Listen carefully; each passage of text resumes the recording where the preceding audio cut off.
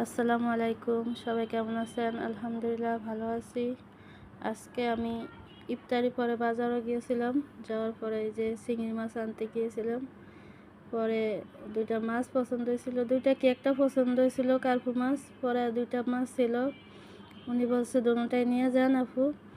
তারপরে যাক, উনি জোরাজোরি করার পরে দোনোটাই নিয়ে আসলাম।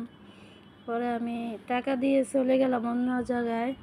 যাওয়ার পরে আসার পরে বলতেছে যে আপু দুঃখিত, মাছগুলা একটু ভিতরে পেটটা ফুসে গেছে, আমি ওইগুলা ফালাই দিছি, আপনি রেগুলার কাস্টমার, তাই আপনার কাছ থেকে আমি টাকা কিছু কমে রাখবো, আপনি 200 টাকা আমাকে ফিরিয়ে দিছে উনি।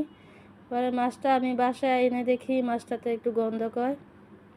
পরে কি করব, একটু ভালো করে ধুয়ে নিলাম। নেওয়ার পরে আমি ভিনেগার আর একটু লবণ একটু হলুদ দিয়ে আমি এটাকে ভিজিয়ে রেখে দিছি। তারপরে যে চিংড়ি মাছগুলা কুটে নিলাম, আস্তে আস্তে সবগুলো আমি চিংড়ি মাছ কুটে নিয়েছি। কেন কি দেশের বাড়ি থেকে লাউ শাক আনছে, লাউ শাক রান্না করব, চিংড়ি মাছ দিয়ে খাবো, তাই বাজারে যাওয়া। তা না হলে ইফতারি পরে তো একদম ভালোই লাগে না কিছু করতে। পরে যা কষ্ট করে গেলাম, যাওয়ার পরে আর কি আমার আরও কাজ বেড়ে গেছে এদিকে মাছগুলো এনে।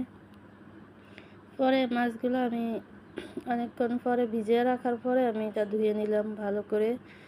ধোয়ার পরে দেখলাম মোটামুটি একটু গন্ধ কমছে। যাক, পরে কি করব, ধুয়ে রেখে দিলাম।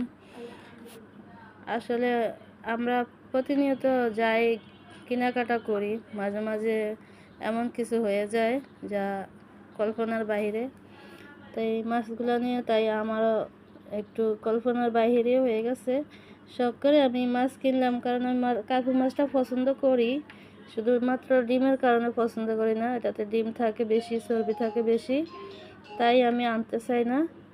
এই জন্য আমি মাছটা পছন্দ ছিল, কারণ মাছটাতে ডিম ছিল না। পরে যখন আনার পরে তো মনটা অনেক খারাপ হয়ে গেছে, কি করব, পালিয়ে তো দিতে পারবো না, খাওয়ার জন্য চেষ্টা করি পারি কিনা। একটু ভালো করে ধুয়ে নিলাম ভিনেগার দিয়ে, মোটামুটি পরিষ্কার হয়েছে ভালো দেখতে। আর ওই চিংড়ি মাছটা আমি ধুয়ে নিলাম, একটু ভালো করে ধুয়ে নিলাম। এখানে চিংড়ি মাছও দেখি এখন দাম বেড়ে গেছে প্রচুর। আমি 200 টাকার চিংড়ি মাছ কিনছি। এই যে লাউ শাকগুলো দেশের থেকে আনছে, ভাবছি রান্না করব চিংড়ি মাছ দিয়ে, সব করে খাবো, তাই গিয়েছিলাম বাজারে।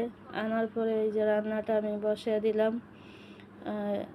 আমি মনে করেন মশলাটা মেখে রেখে দিছি, মিক্সার করে সব কিছু চিংড়ি মাছটা দিয়ে রান্না করা স্টার্ট করলাম, কিংবা চিংড়ি মাছটা দিয়ে বসিয়ে দিলাম। এভাবেই দিন চলে যায় আস্তে আস্তে, আমাদের কখন বলতেই পারি না। আমার সময় চলে গেছে প্রায় অনেক, আমি রান্না করতে করতে, মাছগুলো পরিষ্কার করতে করতে নামাজ পড়তে দেরি হয়ে গেছে, মনটাই খারাপ হয়ে গেছে আজকে। কি করব, আর না করে তো পারি না, খেতে তো হবে। তাই শখের তোলা আশি কেমন জানি বলে, বেশি শখের জিনিস ভালো না।